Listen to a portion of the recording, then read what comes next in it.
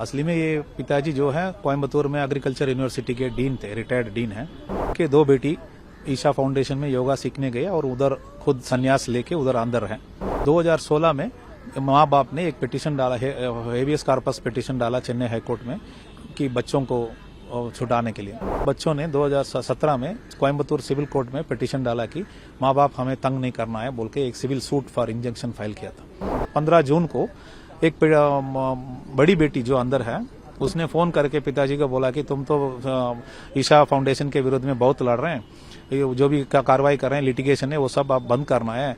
असली में ये पिताजी जो है कोयम्बतूर में एग्रीकल्चर यूनिवर्सिटी के डीन थे, रिटायर्ड डीन हैं। तो इनके दो बेटी ईशा फाउंडेशन में योगा सीखने गए और उधर खुद संन्यास लेके उधर अंदर हैं। 2016 में माँ बाप ने एक पिटीशन डाला है, हेबियस कॉर्पस पिटीशन डाला चेन्नई हाईकोर्ट में कि बच्चों को छुटाने के लिए। लेकिन उस समय उस केस को बंद किया गया कि वो दो स्वयं उधर अंदर हैं तो इसमें कोई ये नहीं बोल के बंद कर दिया। लेकिन उस समय इनको मौका दिया गया कि हर मास आश्रम के अंदर जाके बच्चों को देख सकते हैं। लेकिन उसके बाद क्या हुआ, बच्चों ने 2017 में कोयम्बतूर सिविल कोर्ट में पिटीशन डाला कि माँ बाप हमें तंग नहीं करना है बोल के एक civil suit for injunction file किया था। उस इंजंक्शन में इन्होंने एप्लीकेशन डाल के कि माँ बाप के विरुद्ध में कोई ऐसे ऑर्डर नहीं होगा बोल के कोयम्बतूर में उसको डिसमिस किया गया। उसके बाद कोयम्बतूर में इन्होंने रेवेन्यू डिविजनल ऑफिसर के पास वो सीनियर सिटीजन्स एक्ट के अंदर पिटीशन डाला कि माँ बाप को देखरेख करना उनका कर्तव्य है, उनको बताइए। तो उस ऑर्डर में भी बताया गया कि जब ये बेड रिडन होंगे फाइनली तो इनको देखना उनका कर्तव्य बोल के ऐसे ऑर्डर हुआ। इसके बाद कभी कभी अंदर जाते थे देखने के लिए, अंदर जाते समय उनको स्वयं वो इंडिपेंडेंट में नहीं होता, अंदर सीसीटीवी कैमरा सब होता। आज जो स्टेटस रिपोर्ट फाइल किया उसमें भी सीसीटीवी फुटेज को दिखाया। तो माँ अपने बच्चे से मिलने भी सीसीटीवी में रिकॉर्डिंग हो रहा है, तो इनका प्राइवेसी नहीं है। तो ये बोल रहे हैं कि बच्चों को बाहर आना, ऐसे इनका बहुत दिनों से ये लड़ रहे हैं।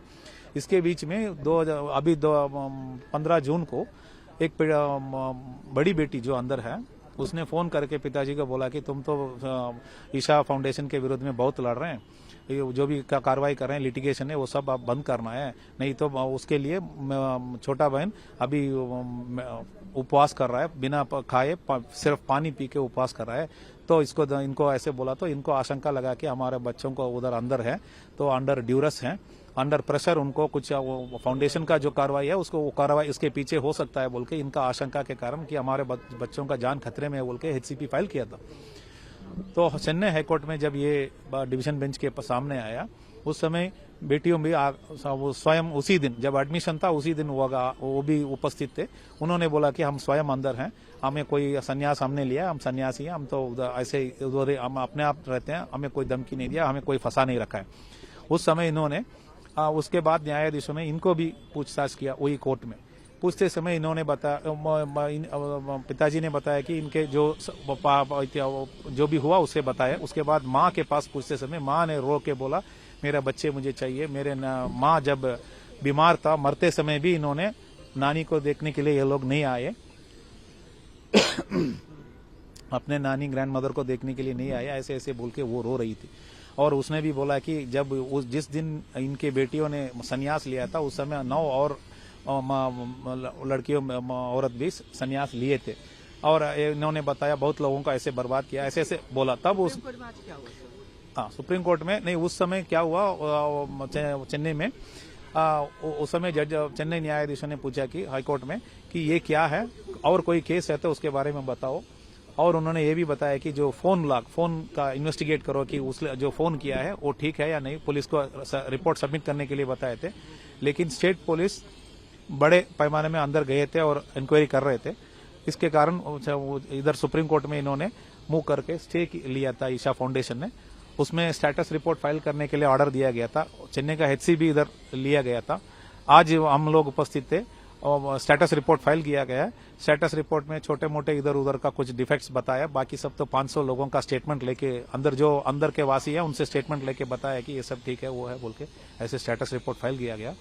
तो सुप्रीम कोर्ट ने क्या उन्होंने इस हेबियस कॉर्पस को हम बंद कर रहे हैं क्योंकि बच्चों से हमने बेटियों से हमने उस दिन ही इंटरेक्ट किया तो वो खुद स्वयं अंदर है, तो हेबियस कॉर्पस को हम बंद कर रहे हैं। तो हम लोग ने बोला कि इसमें लार्जर इश्यू इन्वॉल्व है, कहीं भी आश्रम है, कहीं भी स्कूल है, हॉस्टल है, वहाँ भी बच्चे हैं हमारे जैसे। हम तो 70 साल के बाप हैं और 65 साल के माँ हैं। हम कैसे आराम से सो सकते हैं जब हमें पूरा देश में इधर उधर सेक्सुअल अफेंस के बारे में न्यूज आता है, तो हम कैसे आराम से सो सकते हैं। इसलिए कम से कम जुरिस्डिक्शन पुलिस जो कांस्टेबल, वुमन कांस्टेबल को हफ्ते में एक बार अंदर जाने के लिए बताइए, तो और वो हमें कम से कम हम आश्वासन रहेंगे, ऐसे हमने सबमिशन किया था।